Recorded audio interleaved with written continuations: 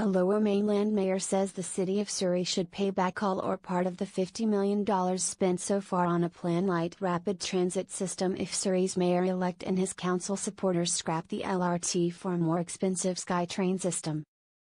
Any such shift in plans would have to win the support of the Council of Lower Mainland Mayors, which approved the project and a $2.83 billion east-west subway in Vancouver.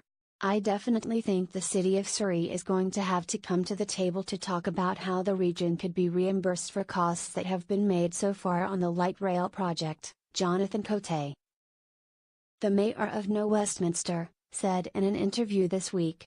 I definitely think the City of Surrey should be responsible for the costs. A 2017 study found a SkyTrain project for Surrey, a city southeast of Vancouver expected to be the most populous in the province in the next 30 years, would cost $2.91 billion. The planned tram-like light rail line is budgeted at $1.65 billion. The money is part of a pool of funds the regional mayors raised for the two projects.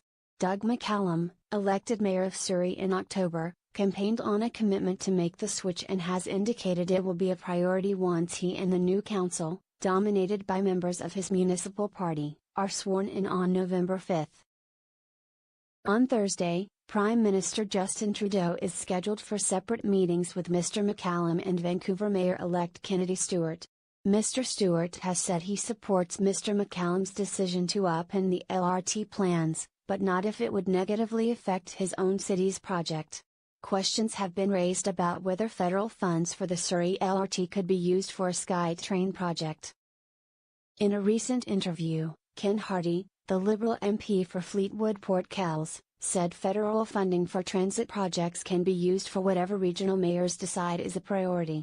The federal government has contributed $483.8 million to the 11-station Surrey-Newton-Guildford LRT. TransLink, the regional transit authority, is funding the rest of it. Mr. McCallum has not returned calls from the Globe and Mail seeking comment on the situation.